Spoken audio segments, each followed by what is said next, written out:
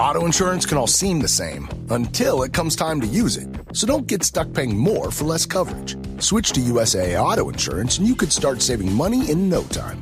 Get a quote today. Restrictions apply. USAA. Hilton brings you new ways to stay. With experiences that let you capture the glory days. Introducing the Graduate Hotels.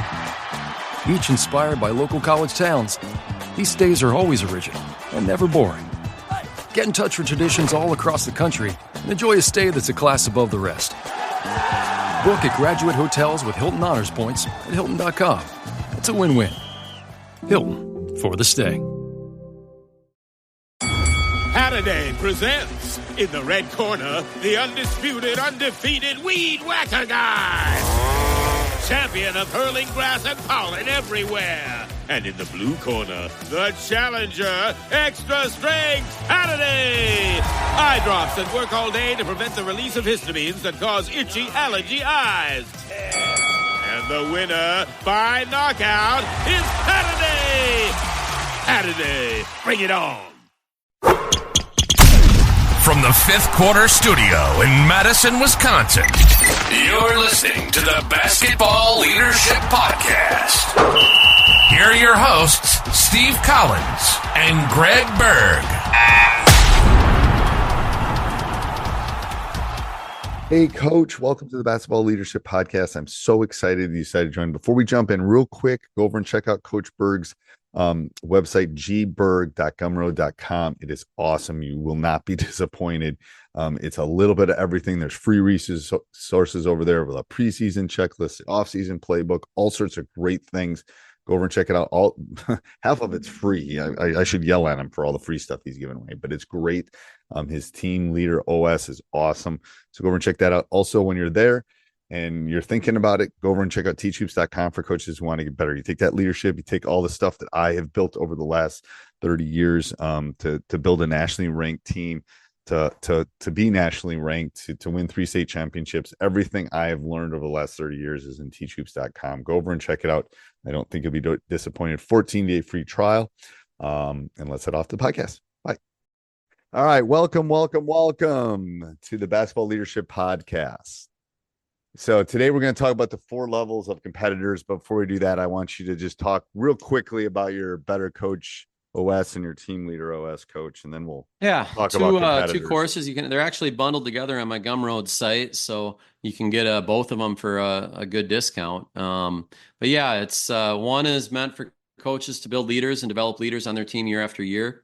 200 minutes of video, 300 pages of resources, 20 lessons to go through with your players, video included. And then my Better Coach OS is really for coaches to be a better coach and build a better team. It's everything that I've learned over my long career in coaching and leadership put into a course, and it's 10 modules, 36 lessons, 5 hours of video, all great things for coaches.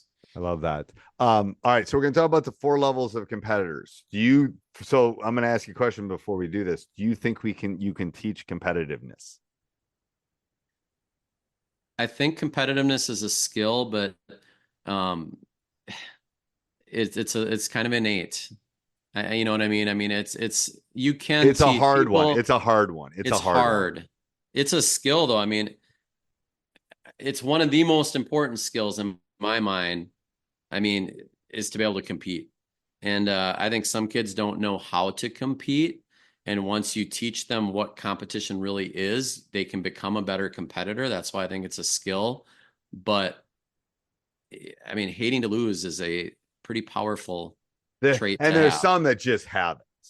Yeah. Like literally they would run through, I'll point at a wall. They'd run through that wall for me.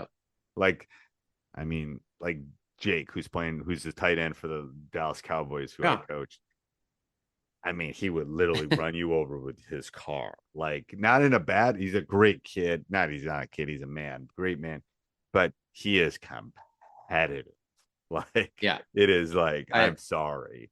I like my former player that's at Iowa State this year, and they're just starting workouts this summer. I mean, when we're recording this, it's the middle of summer, and the one thing in talking to him is he's one of the most competitive kids on the team, and they're early in the year.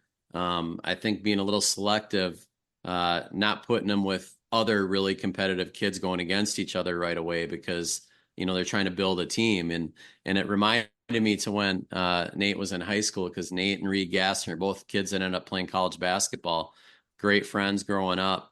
But man, when we put them against each other, I had to contain it. I couldn't do it very often. I had to be very selective because, it just got so competitive. And it's like my really competitive teams, before we talk about this, I couldn't practice for more than an hour and 10 minutes. Like, I had to call. It's like there are numerous times I looked at my coach and I go, someone's gonna get hurt. Someone's gonna get hurt. Yeah. It's just, I can't do this. Like, we've got everything we need. Let's send them home. And then they're fine. Then they're in the locker room. They're joking around, blah, blah, blah. But it's like, I know, it's crazy. And that's when you have something. It's something special. Yes, you do. All right. So the 4 levels of competitive. Yeah, this is from Robert Saleh, I don't know how to pronounce his last name, Saleh or Saleh, the New York Jets head coach. This is he was on Hard Knocks last year, and he gave this great speech that went public on the 4 levels of competitiveness. And what I love about it is they're showing it in Hard Knocks, and you got all these NFL players, and they're all sitting there taking notes. And one of them was Aaron Rodgers, right? And it just goes to show that it doesn't matter who you are, that the best ones are always trying to learn and get better. And so Robert Saleh is talking about these 4 levels of competitors. And number 1 is the survivor. This is the lowest level. The survivor just tries to get by. They take the easy way out. If you say you're doing 5 reps, they're doing 5 reps. They kind of bring a minimalist, mentality to the team. And again, that's kind of contagious to others, and they can kind of sabotage a culture because of it. The next step is the contender, and the contender needs external motivation to push them. So they'll give you more and they'll do extra, but it must be driven by an outside external factor. The coach. It could be money. It could be a coach yelling and getting on them. It could be a teammate that pulls them, but they need something from the outside. The third level is the competitor. They're driven internally. They're motivated from within to be their best. They have that championship mindset. They're focused. They have great habits. They're constantly looking to grow and learn, and they're very coachable. And then the final level of competitor is the commander.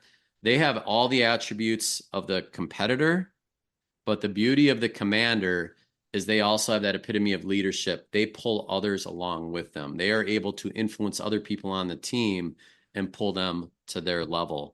The Tom Brady's, the Bill Russells, the Carla Overbecks, the Michael Jordans, they were commanders. They were leaders that pulled others with them. So I really like that. I love that. So let's both high school coaches right now, currently. So what percentage of each do you have on your normal team, you think? I don't think you have many 4s. On a normal team, you're very lucky to have a 4. You might have a couple 4s in a career. Maybe that's my thought was. My thought was a handful of 4s in a career of 35 years. I think when you have really, really good teams, you're going to have quite a few 3s. A lot of 3s. The competitors, where they're all competitive. You hopefully have very few survivors on a good team. You might. So that's the minimalist. Yeah. The minimalist. You're always going to have a few of them. I think that's normal. That's human nature. And I think the key with this, and I talk about this with leadership a lot, is, leaders have a choice of either having peer pressure pull them down to mediocrity or pulling people up to a standard. Right. And really, you've got that survivor mindset with some kids on a team, and they want to do as little as they can. Right. And if they have enough influence to pull leaders down, you get a very mediocre team. Yep. You do. But it's like, I think the great teams that I've had have had a lot of 3s and not many 2s. And the 1s are ignored, basically. Like they're they're non-factors. They're non-factors. And then they impact the team in other ways. They might be great bench people. Yeah, they're great guys, and they're minimalists. They're the funny guy. They're the funny guy kind of thing. Yeah. They'll crack the joke, or coach will trip and they'll say something. But when you have a 4 and only and the thing is, 2s want to be 3s a lot of time, in my opinion. They really do. So the 3s pull them off. Yep. They just don't know. Like they Mhm. go, whoa. And then, do they become threes? I think they can be.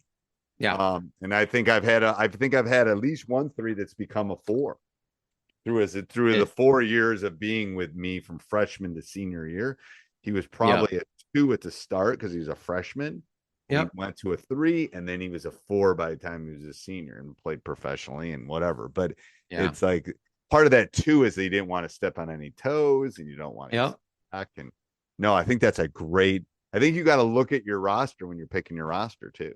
Think about where they fall within that window. Absolutely. I love that. You don't want five ones. You do not want 5 1s. No. It's also a great tool you can share. And again, I wrote a newsletter post on this, so you could search for it. But it's a great thing to share with kids because it's a progression that they can visualize. They can reflect, where are you at? Where do you want to get? How do I get there? And I love that. I'm going to challenge the coaches that are listening to this. This would be a good preseason thing. Even has nothing to do with X's and O's. Has nothing. You can. And I'll put a link to it in the show notes. Yeah, it does have some profanity in it, but it's a good video. So okay, and then I'm going to have you. Can people find your own newsletters? How do they do that? Like, let's say somebody wants to see the newsletter you talk about this. Yeah, I'll put a link in the show notes. Put a link. It's a free. I encourage everyone to sign up for it. Free weekly newsletter Thursday mornings. I've been writing it for 2 years. I haven't missed a week in over 2 years. So it's always something good. Commitment, it's commitment. Yep. You're a competitor. That's right. I know. All right. Thanks, Coach. Thanks, Coach.